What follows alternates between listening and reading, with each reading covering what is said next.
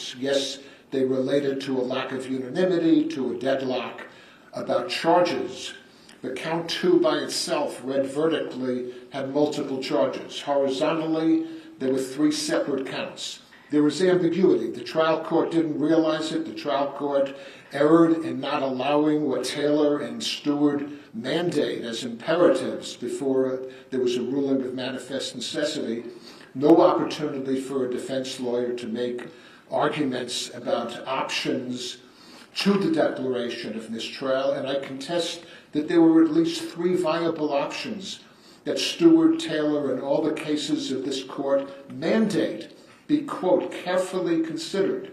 You've got an exhausted jury writing this very eloquent message saying, we haven't been, we've done our best. We haven't been able to reach a verdict on any of the charges. There's no inkling in that they've reached verdicts on charges, or that this only relates to the second charge, right?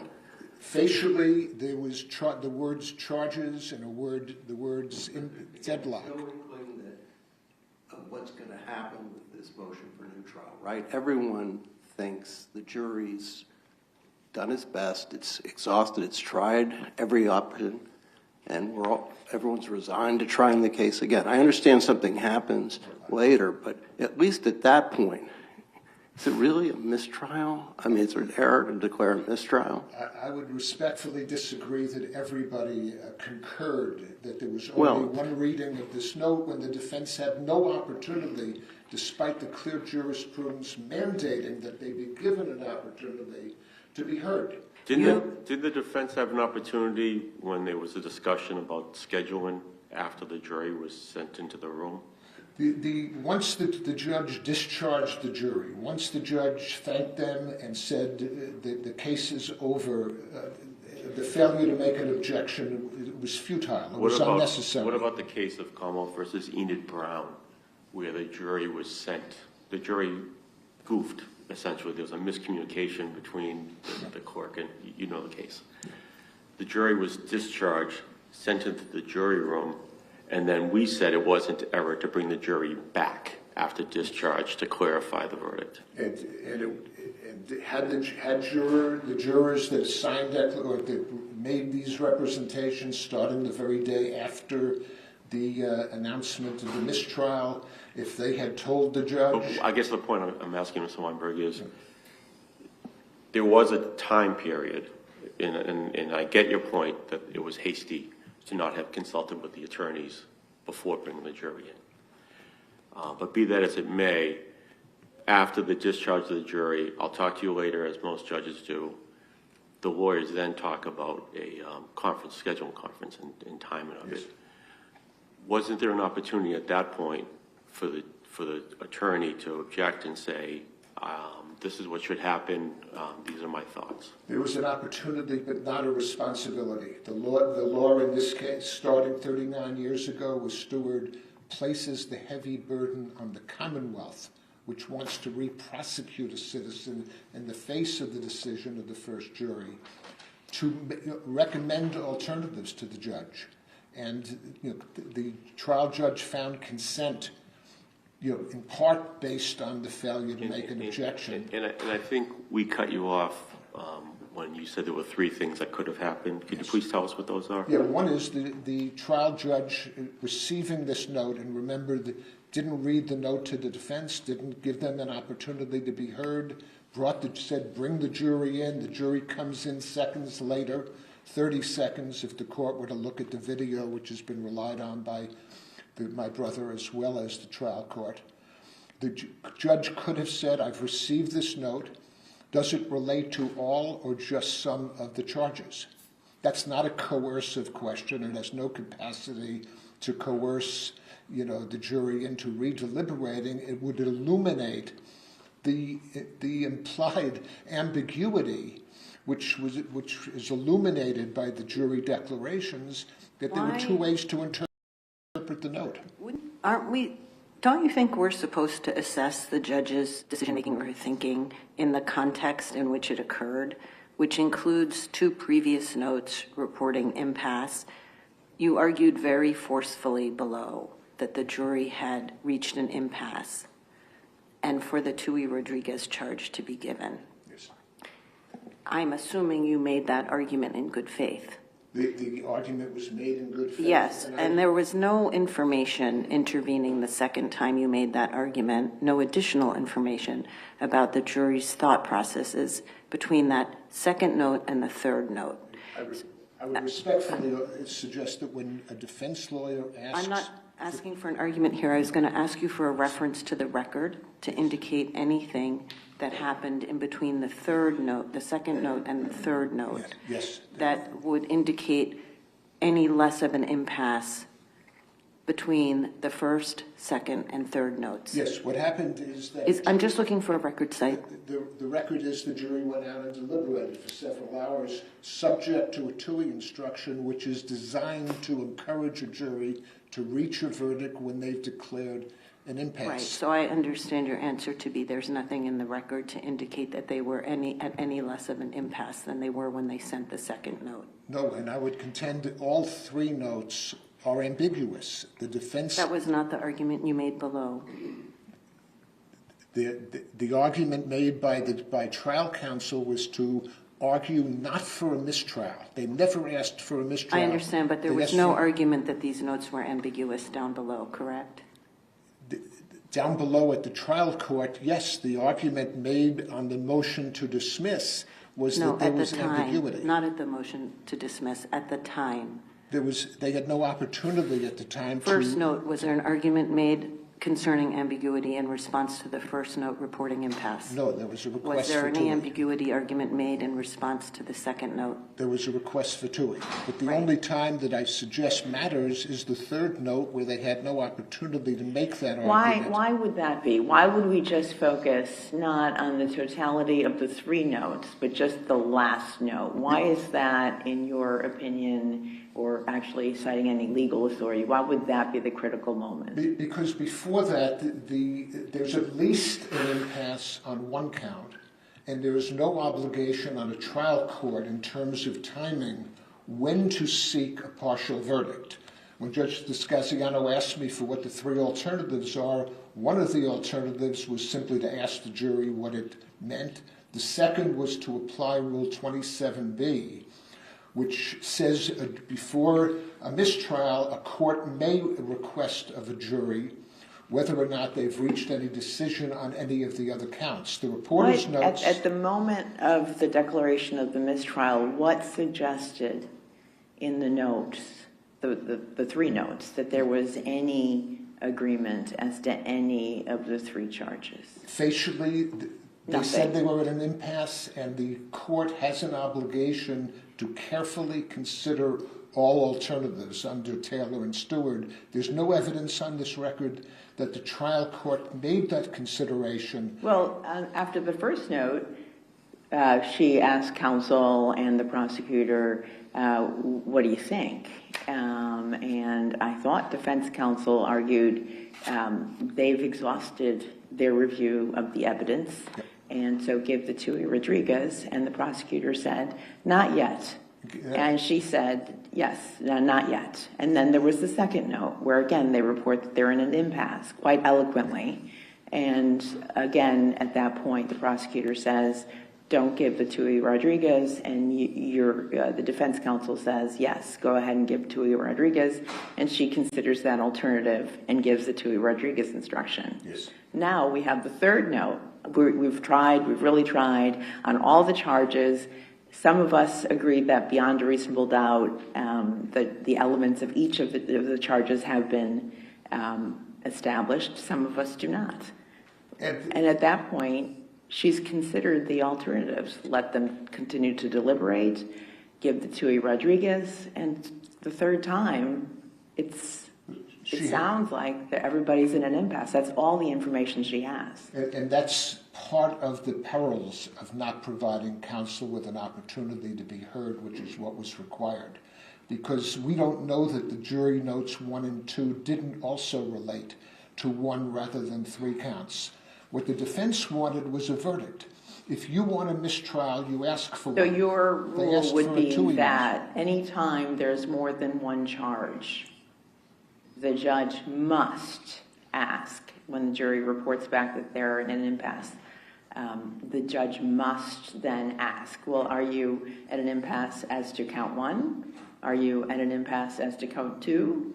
As to count 3? That's the rule? When there's a multiple count indictment, that's the rule as described by the reporter to 27B, which is a trial court must make that inquiry before ordering a mistrial. I thought it was a may, Mr. Weinberg. The may was in the rule. The reporter's note says must. I would argue the may relates to timing. In other words, there's no obligation of a judge at any particular time to ask the jury whether there's a partial verdict. But if you're going to issue a mistrial order, that's where the must comes in. And In the ordinary case, the foreperson will say, we've got a verdict on counts 1 and 7, and we seal them, and then we continue on, and we can mistry the remaining counts, correct? When you say it wouldn't be coercive to ask, am I right to assume that you're relying on Rule 27B? 27B and the distinction in the Roth case, which is there is a risk of coercion if you're dealing with a single count with multiples, but 27B preempts that in terms of the importance of a mistrial order. And your argument to Justice Wendlandt, and I guess to me as well in the court, is that that is not discretionary.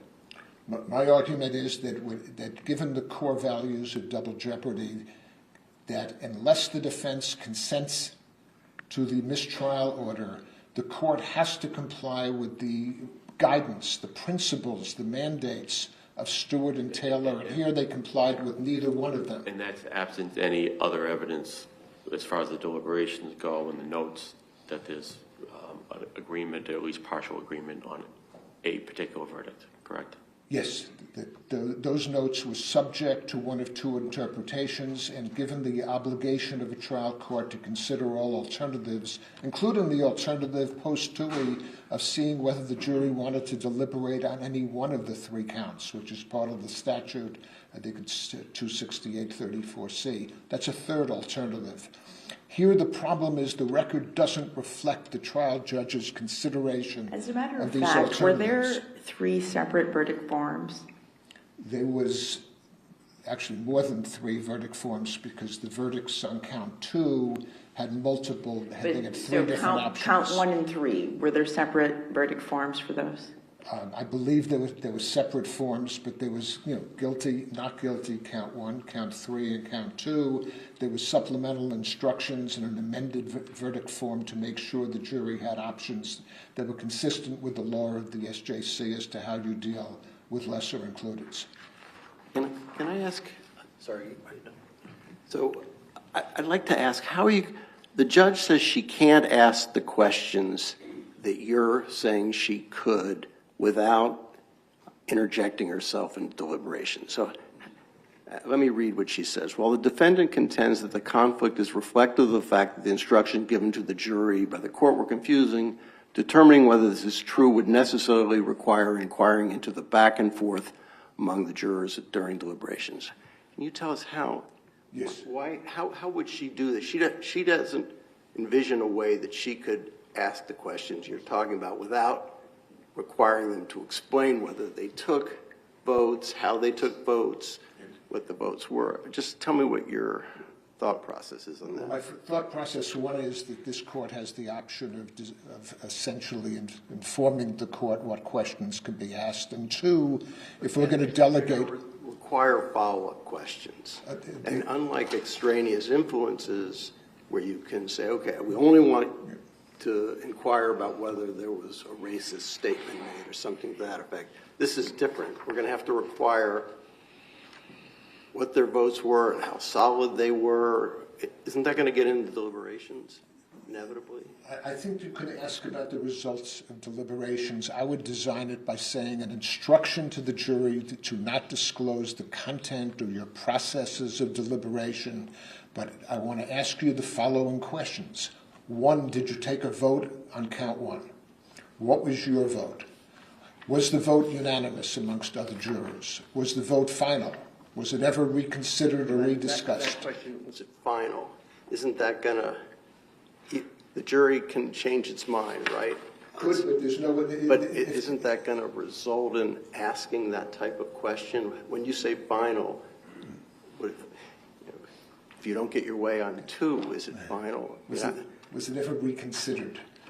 You know, my contention, based on these jury declarations, based on the voicemail, based on the fact that in this highly publicized case, no other juror, they served for months, says to anybody, to the court, to the clerk, to the court officers, to the prosecutor, wait, I didn't agree. They also don't write in saying we agree with the other 5 or anything to that effect. They're silent, as their deliberations are supposed to be silent, right? But it's an almost unprecedented meeting of the burden of production.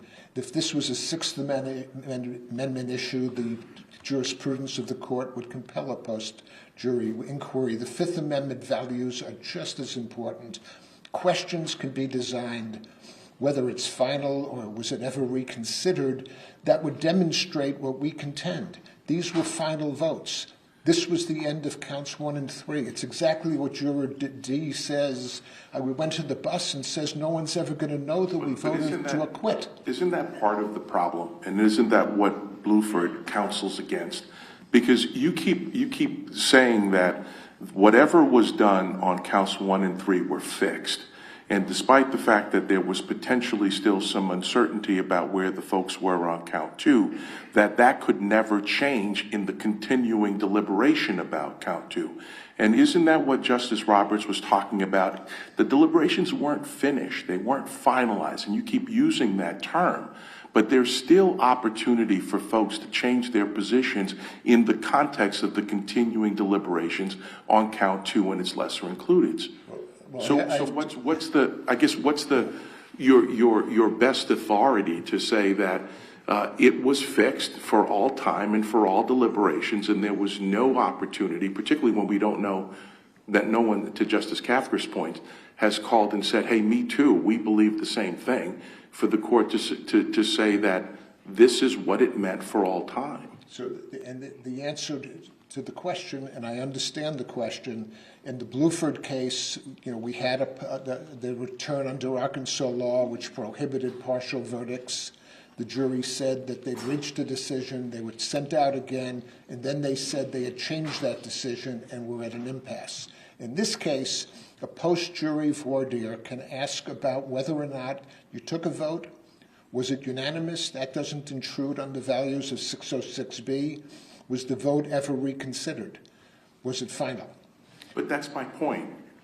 If you stop right there and say that's the end of the inquiry, that's really not true, because there's still deliberations that are left on count 2 that might inform a juror's change of position on count 1 and 3. And that could be the subject of a jury inquiry as to whether or not the unanimous vote that acquitted Miss Reed of murder and leaving the scene was ever reconsidered. You can ask for a result without probing into a mental process, into the content of deliberation. The values at stake here are too important. Yes, in the McCallop case, you know, we allow a court to ask about mental processes. Was there communications of bias? In Fiddler, they talked about the communication of evidence that wasn't received through the gatekeeper function of the trial court.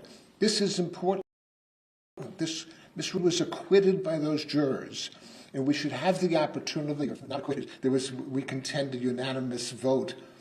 We should have the opportunity to have Judge Cannone conduct a voir dire. It's done when one juror says there was a statement of bias, when one juror says there was contact with an external source. Right, but when it's an extraneous source, then you need not get into deliberations. But as I listen to you suggest questions that the trial judge could have asked, it seems to me those questions go directly to the jury deliberations. And I would contend they go to the results of the deliberations. They do not require a judge to ask, why did you vote not guilty? What led you to vote not guilty? So the question asked to juror F would be, was that vote final? Yes. Juror F's answer would be, well, no, it kind of depended on how I would have voted on count 2. We were not yet done. And that would reflect two The things. jury deliberations, right? That would reflect that the voir dire by the judge did not lead to a result of a final unanimous verdict of not guilty. But to foreclose those inquiries when there's a real possibility 12 jurors are going to say to Judge Cannone, if conducted, that was my vote. It was not guilty. We never reconsidered it. We considered her innocent. We didn't think she intentionally killed anyone. We should not be foreclosed from having that option. It seems to me that what you are in effect asking via a post-trial inquiry is to discover whether the jury disregarded the jury instructions. And the reason why I say that is that the jury were instructed to return a verdict after the final vote, and I'm using that as a direct quote of the jury. So when they had a final vote, they were then to check the appropriate boxes as to each charge, then sign and date the verdict slips. And it seems to me, or at least please correct me, why isn't this post-verdict inquiry that you're suggesting actually an attempt to try to establish that the jury didn't follow the instructions? We have a long line of jurisprudence that says we presume that the jury follows the instructions. Okay. And there is cases where, when mistakes are made by jurors, where they don't fill out the verdict slip accurately. The Capen That's not case. this case, though. No, this case, I think, is a stronger case for a voir dire because we're not impeaching a verdict. We're explaining a note. We're asking the jury to resolve an ambiguity within the note that the trial court didn't realize, in part because they didn't provide an opportunity for argument, in part because they used a procedure that's totally at odds with this court's jurisprudence in Stewart and Taylor. And before we get to the voir dire issue, we contest there was no manifest necessity. And that Before you shift back to that, what's the best case, best federal case? Because we're interpreting federal law here. What's the best, closest case, and not an extraneous influence case, allowing this type of probing after?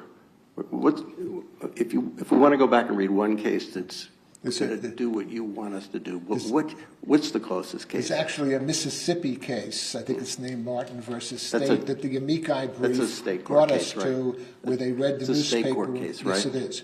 Any federal cases? Because again, this is a federal constitutional issue. You know, there are cases where jurors correct verdicts. No federal case that has the. You're asking us to direct Judge Cannone to do this. I just would be helpful if you have a federal example that we can turn to, because we're interpreting federal law, not our own law here. Well, this court has a long history of applying federal constitution. We don't have any cases except extraneous influence cases. I'm just looking, again, your chance. You do best have, case that we should look at for you. You do have one example, which is the McCallop case, which follows a Supreme Court case and allows the jurors to disclose their deliberations regarding ethnicity and racial bias. That's extraneous influence.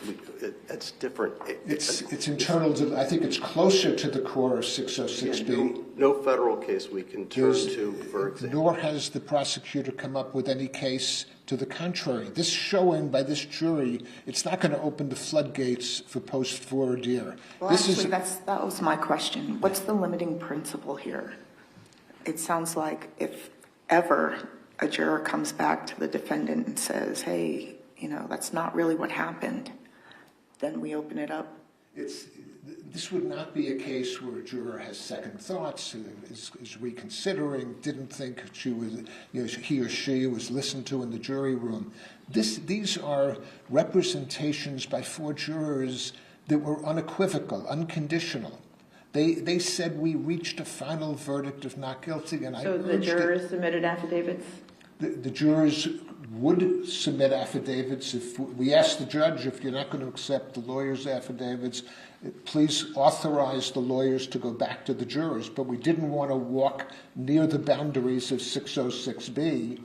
The judge accepted the truth of the lawyers' affidavits as a substitute for the jurors' affidavits. But again, let us order the jurors. The judge has the power to make a decision. Was there a unanimous verdict of not guilty? But our review is an abuse of discretion. Why was it an abuse of discretion for her to deny you that ability? Because the Stewart case says the deferential appellate review depends on whether or not there's proof of compliance with the principles set forth in Stewart, meaning did the judge carefully consider all the options? Did the judge give the defense a full opportunity? These were mandates, not discretions. They're conditioned precedents to the declaration of manifest necessity.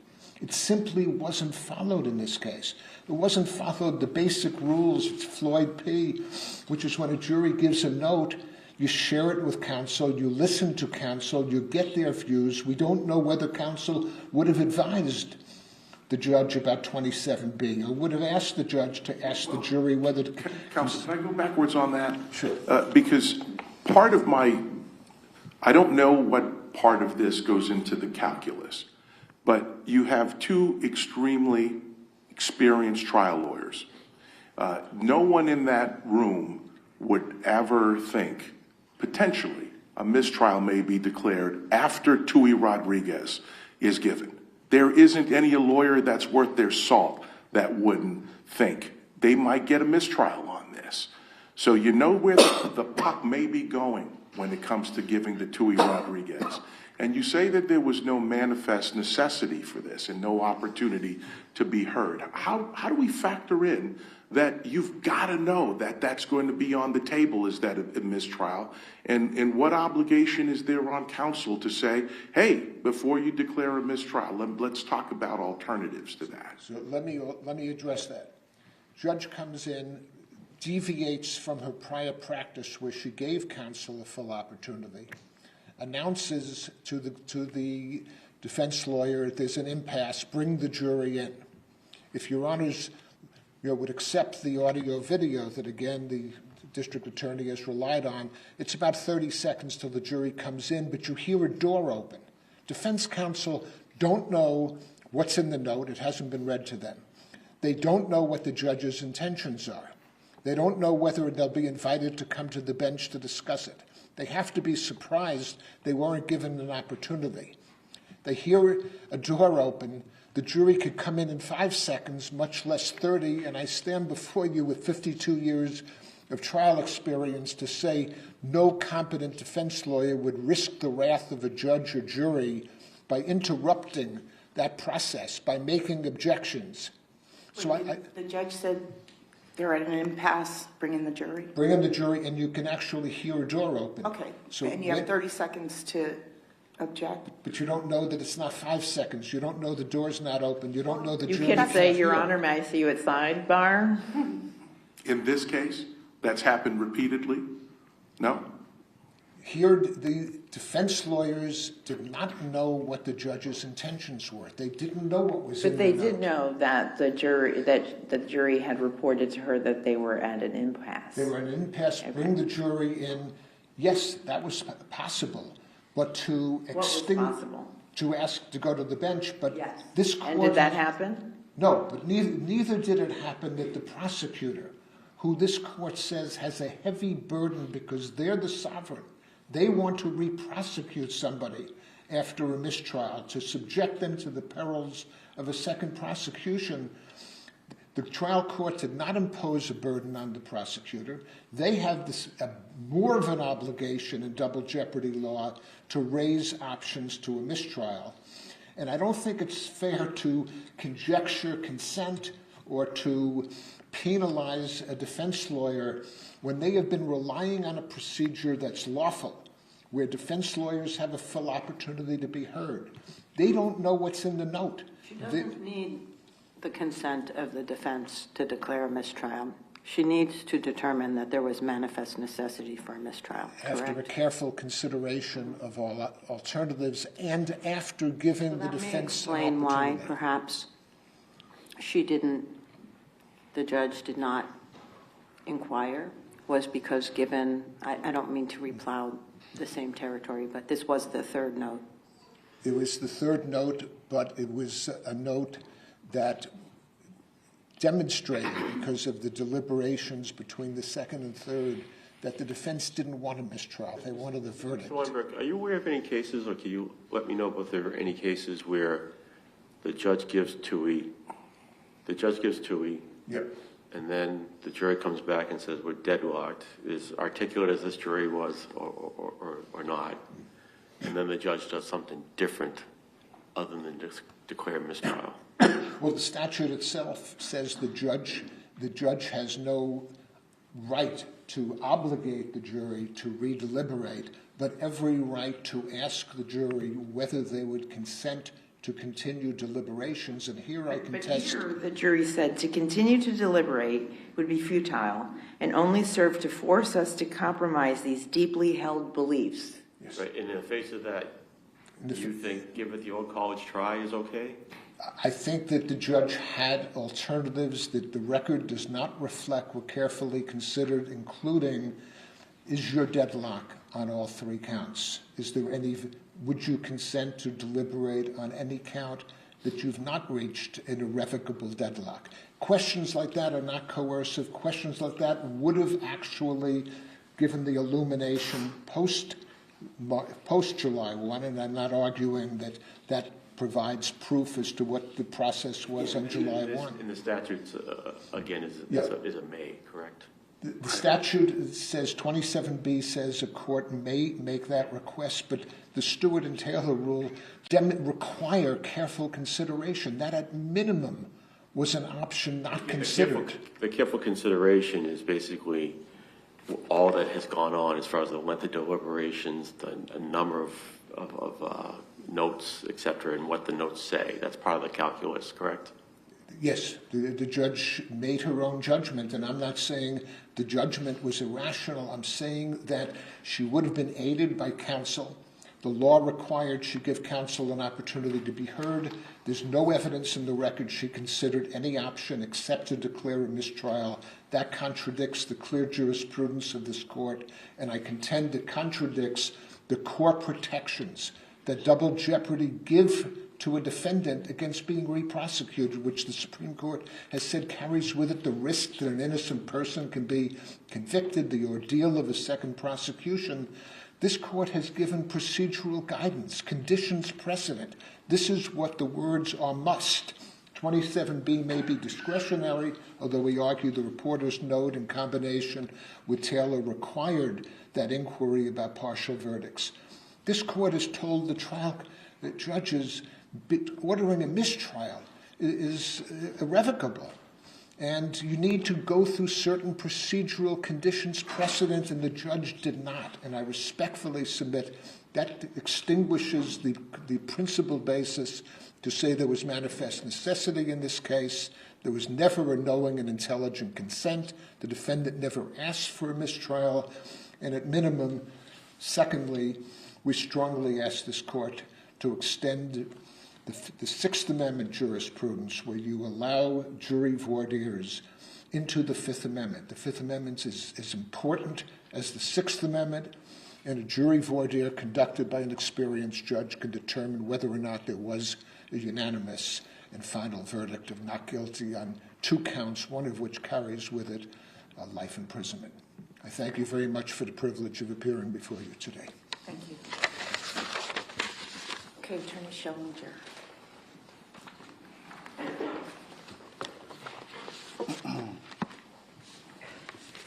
Good morning, Your Honors. May it please the Court, Caleb Schillinger for the Commonwealth. With me at council table is my colleague, ADA Laura McLaughlin. I'd like to start with the mistrial issue and emphasize a point that has been touched on through the questions to my brother, but that I think is important for the Court to consider, and that is the trial strategy here. As a general matter, absent some sort of definite indication from the jury that they're prepared to find a defendant not guilty on a charge, Effective defense counsel is not going to ask the judge to start probing or not going to want the judge sua sponte to do that, because doing so runs the risk of extracting a guilty verdict and convicting your client instead of obtaining a mistrial across the board. But what do we do with the fact that after the third note, the jury is called in? There's not, unlike the first and second note where she says, okay, counsel, let me know what you think. Here, we don't have that opportunity. The judge did inform counsel that the jury was at an impasse, and I would argue at this point it is clear that a mistrial is inevitable or unavoidable. The jury has twice already returned deadlocked. The defendant has argued strenuously that they are deadlocked. They've been given Tui Rodriguez, and now the judge informs counsel they're at an impasse. At that point, counsel couldn't credibly believe that the result here was going to be anything other than a mistrial. And again, in addition, just to circle back, all the more so, Your Honor, because of what was their defense in this case. The defendant's defense was that she didn't cause the victim's death, but allegedly had been framed. If the jury were to come back with a guilty verdict on any of the charges, or either of the lesser included offenses, they would have necessarily had to find that the defendant did cause the victim's death. And it would have been a rejection of that defense and the defendant's public narrative. The defendant here did not want the judge to do more into Rather than speculate what the defense wanted, let me ask you about what happened. Did the judge have either the discretion or an obligation to ask the jury after the last note about continued deliberations or a verdict on any lesser included offense? No obligation, Your Honor. Perhaps as a matter of... Did the judge have the discretion to do so? Rule 27B is discretionary. The language of the rule itself consistently refers to what a judge or a jury may do. I know the defendant argues... So it's not inherently coercive? If the judge has the discretion, it can't be coercive, correct? Well, no, it's a matter of discretion, and then consider the factors that inform the exercise of that discretion, and that's what the judge did consider here. On the one hand, the judge had no doubt, based on the jury's notes, that they had not reached agreement on any of the charges. Further, the jury's third note had triggered 234A 68C, so they couldn't be compelled to continue deliberating. They made it abundantly clear they did not consent. Unless they want to. Unless they wanted to, exactly. But indicated that if they were forced to continue deliberating, any verdict they returned wouldn't be a just verdict. It would be the product of compromising their deeply held beliefs and moral convictions. You have that on the one hand informing the exercise of discretion. On the other hand, you have strong countervailing reasons that argued against making further inquiry here, which is the potential for coercion. You have a jury that has sat through a grueling 10-week trial, nearly 100 witnesses, hundreds of exhibits, now 4 or 5 days of deliberations. They've returned 3 times indicating that they are deadlocked, they are at an impasse, and they do not want to continue to deliberate. But counsel, I'm sorry to interrupt you on that because I don't want to miss this point.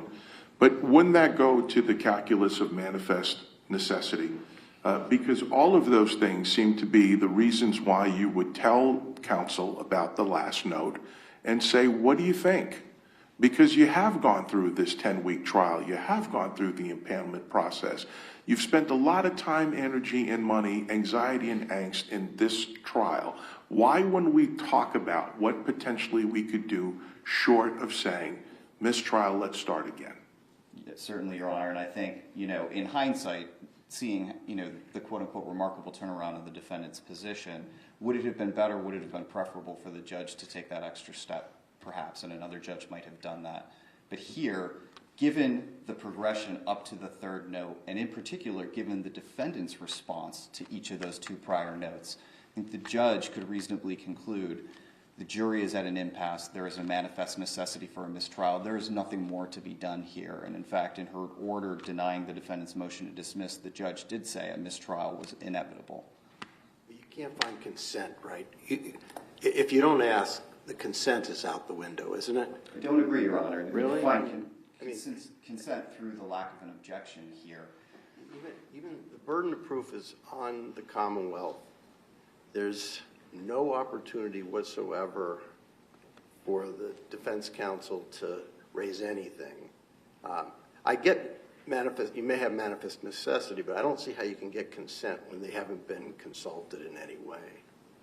They were consulted in response to the first two notes. And what was the defendant's response to those notes? It was to argue in favor of due and thorough deliberation and accelerate the process at every step toward a mistrial. But pushing towards a verdict is different from, that's different. I mean, they want a verdict. Because they want Tui Rodriguez doesn't mean they've consented to a mistrial. Even so, Your Honor, they had opportunities to object. They could have objected while waiting for the jury to enter the room. 30 seconds is ample time to at least ask, may we be heard at sidebar, Your Honor, after being informed that the jury's at an impasse. They could have brought the issue up again during the scheduling conference after the jury was excused to the jury room, and even after that, they still could have brought it up, and we cited in our brief Fuentes as an example of where a defendant lodged an objection after the fact, after the jury had been excused to the jury room, and at that point the judge did still consider counsel's arguments. And I think given the defendant's response to the prior notes, it being clear what the defendant was advocating for here, and at the point of the third note, it being unavoidable based on manifest necessity to declare a mistrial, the absence of an objection here, or even asking to be heard, Your Honor, indicates consent. You might have, I know it probably is in your brief, but what's your best case for that? This case is closer to Pellegrin, Your Honor, and very different than Horrigan. Mm-hmm. So as between the two, certainly where there is something abrupt that happens that is inconsistent with the way defendant has conducted him or herself, the approach that they have taken during the trial, it would be difficult to find consent. Horrigan is an example of that. Judge comes in, abruptly announces, trial judge is unable to preside, I'm declaring a mistrial. There was no indication there that the defendant was in agreement with that. But here, again, where you have the defendant advocating for the result of a mistrial, the ultimate conclusion of it, when it is then ultimately declared to not... How do you know the defendant is advocating for a mistrial as opposed to pushing a verdict? Because, Your Honor, not just what they argue, but what they argue... Because Tui, there's two results of Tui. It's either a verdict or it's a mistrial, and it pushes the jury to its extreme. So when you say that they're advocating for a mistrial, they could have been just as well advocating the jury for that final push. As the Tui Rodriguez instruction says, you need to check yourself. One side has the burden of proof. It's very favorable in some instances to a defendant.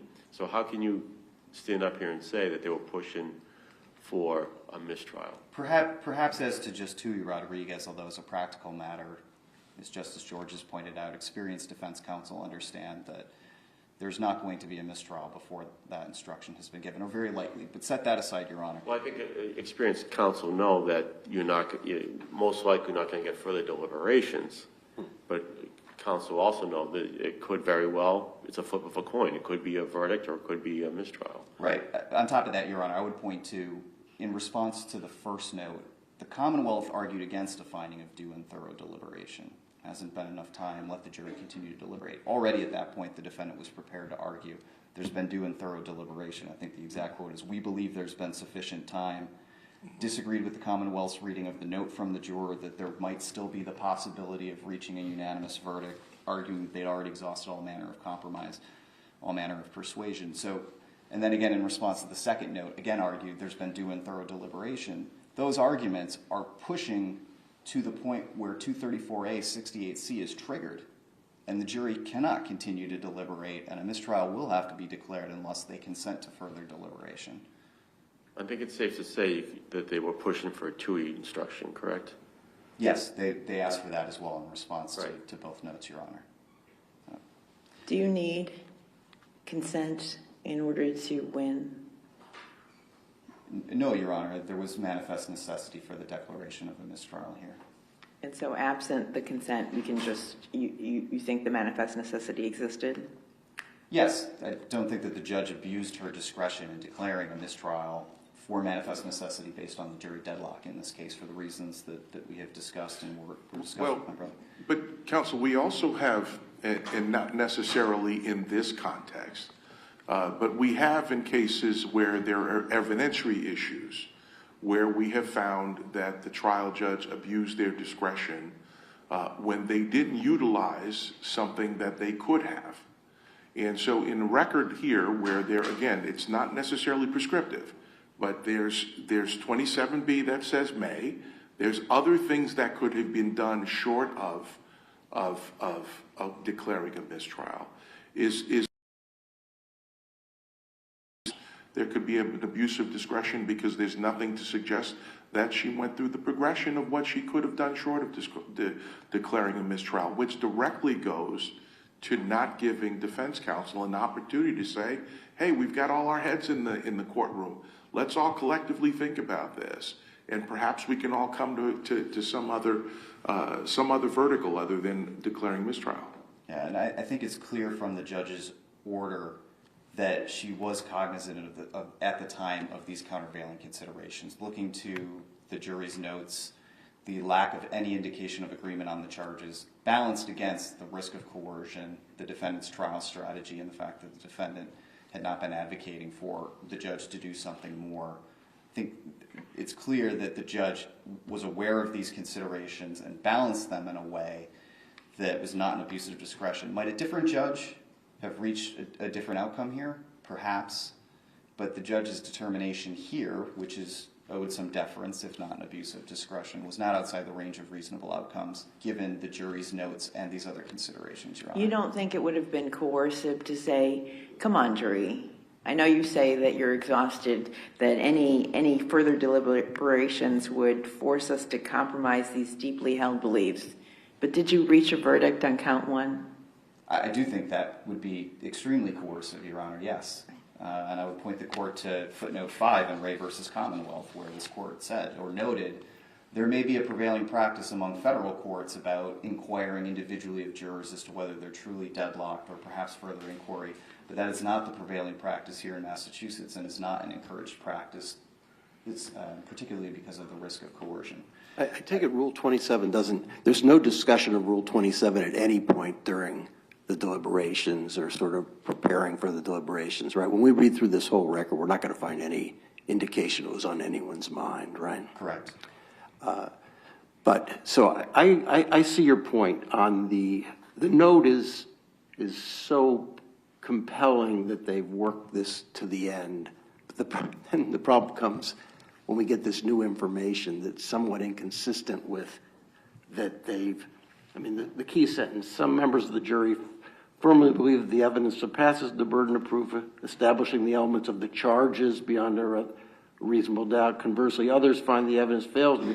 Then we get this motion for a new trial with 4 or 5 jurors saying that's not the case, right? That's the troubling part. What should happen at that point? Yeah, and I do want to make sure I get to this, Your Honor. The alleged agreement reflected in those statements is not an acquittal. It lacks finality of a verdict, really for 2 reasons. One is the reason that's already... I get that point. I'm just trying to figure out what should the judge do at that point? Because they're arguing, okay, you have some follow-up obligation here. Is there no obligation whatsoever, I guess, is what... No, and we argued below, actually, Your Honor, that it's not reliable or competent evidence because it goes to the substance of the jury's deliberations and is being used to try and impeach the declaration of the mistrial based on the jury's notes. The judge makes a finding that she finds them credible for the purposes of this motion, right? So she doesn't say they're unreliable, but rather accepts their reliability and then concludes that nonetheless that she can't inquire here without invading deliberations. That's it's different from reliability. She's given up the reliability point, right? She's made a finding that I accept for these purposes that those 4 jurors or 5 jurors Correct. Are credible, right? So it's not a reliability issue that you can rely on, right? Correct, but the judge also correctly or properly ruled that it would not be appropriate to conduct some sort of post-trial inquiry at this point for a number of reasons. One, this jury, a mistrial was declared, this jury was discharged, they've now been discharged for 4 months. They have no power or authority at this point to come back and render a de facto verdict. Well, the request is to inquire of them, which we said you can do in Fiddler and McGowan et al., right? but not to get into their Well, deliberations. that's a separate matter. You said that, Correct. you know, you can't bring this jury back. You can bring them back for post-verdict inquiry. Well, it's one. Under the guidance of FIDOR, et cetera, right? It's one thing, Your Honor, to bring a jury back and inquire as to extraneous influences to determine whether a verdict that was returned and affirmed may have been the product of other than a fair and impartial jury. It's quite another to bring a jury back to essentially construct a verdict that was never What Mr. returned. Weinberg argues is what we protected are the Sixth Amendment rights to a fair trial, but he says we should expand our law, as I understand him, to include the Fifth Amendment right and double jeopardy protections as well. What's your response to that? Why not? I agree with the reasoning of the appeals court in Di Benedetto that it can't simply be the fact that it implicates a core constitutional right to allow for this sort of inquiry. And here, unlike... Why not? Why is the Fifth Amendment any lesser of a right than the Sixth? It's not that it's any lesser of a right, Your Honor, but although it is different than the Sixth in that here there's, a balance of two competing public policy considerations. It's not simply the defendant's right, there's the public's interest and right as well. So it is different than, for example, the Sixth Amendment right. Well, doesn't the public have an interest in finding out the truth of what the jury decided? They have an interest in a just judgment that is, in fact, a final outcome or final verdict here. But setting aside whether expanding it might be appropriate, it cannot be done in this case without getting into the substance of the deliberations, and I think my brother revealed that under questioning. There are several issues with it. One is, again, this jury has been discharged now for more than 4 months and has been subject to extraneous influences, potentially including harassment We've or sent threats. back jurors on race. I can't remember how many years. It was like a decade later or something. Timing's not going to be a winner for you, is it? It has to be. No, that by itself, Your Honor, is not a reason not to do it. I'm raising it as an additional consideration or concern here. But there are others as well, which is it's not simply a matter of bringing a jury back and trying to ask them a yes or no question. That's not how juries reach verdicts. We ask them to engage in group decision-making, collective discussion, review of the evidence. So it's Our post-verdict inquiry is guided, and we always say to the jurors, and we tell the trial judges, you have to instruct the jurors, do not tell me about the contents of your deliberations, answer this specific limited question. And the limited question posed by the defense, and I think in the ACLU brief, is did you reach a verdict essentially on counts 1 and 3, or was it an acquittal? Right? I don't know that was the specific question they proposed, but I understand. I take Your Honor's point. However they phrase it, it's a limited yes/no question. Yes, and my point is that's an artificial inquiry. Or take, for example, We asked, did you have you reached a verdict? That in and of itself is a standard question, right? That can't be crossing the line, right? Or is it? No, but again, I want to re-emphasize the point that was raised earlier, which is imagine a juror had tentatively agreed to find not guilty on a particular charge. But that was subject to further deliberation or consideration. Maybe the juror wanted to see what happened with the other charges. You now bring the jurors back and you simply ask them, I don't want to hear anything else, I just want a yes or no. It doesn't give that juror any opportunity to explain that their agreement was tentative at that point. And so it's an artificial exercise to say... Is that what Bluford... Is that, Justice George asked your brother counsel about Bluford, is Bluford the answer for you that that's what Chief Justice Roberts was saying in Bluford, that it's always tentative? Or is it's only in lesser includeds that works? Because I asked Mr. Weinberg, is there a federal case right on point that we can look to?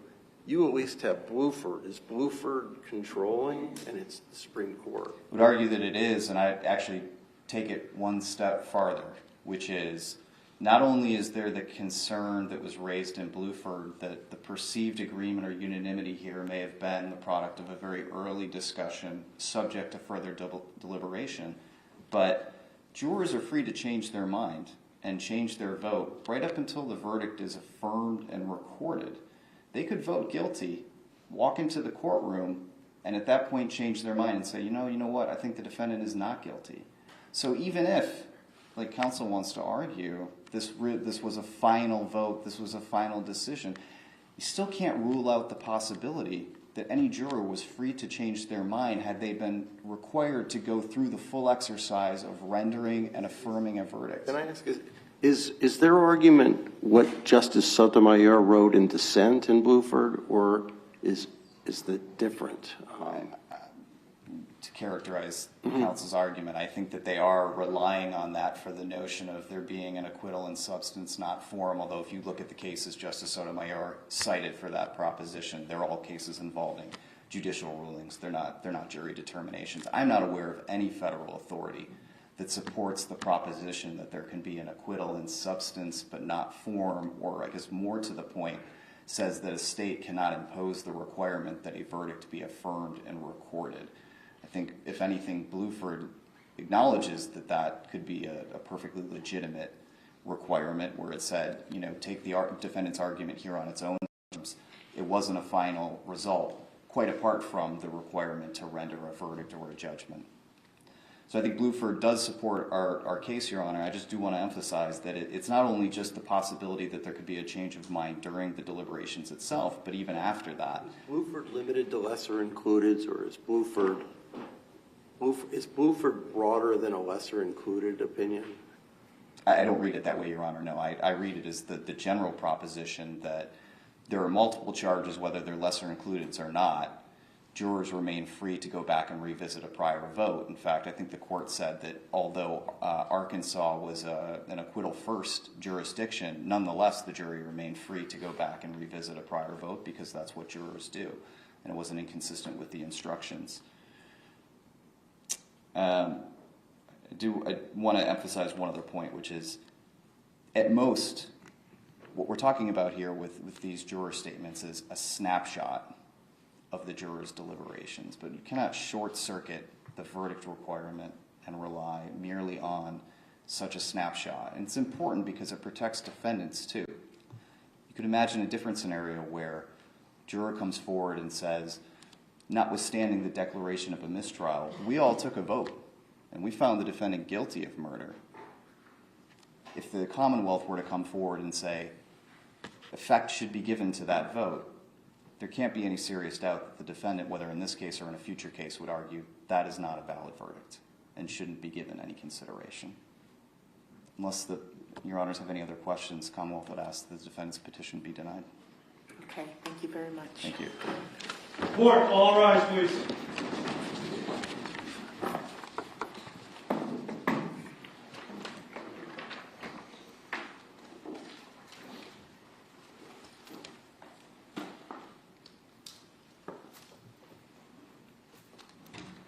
Court stands in recess. Please exit the courtroom.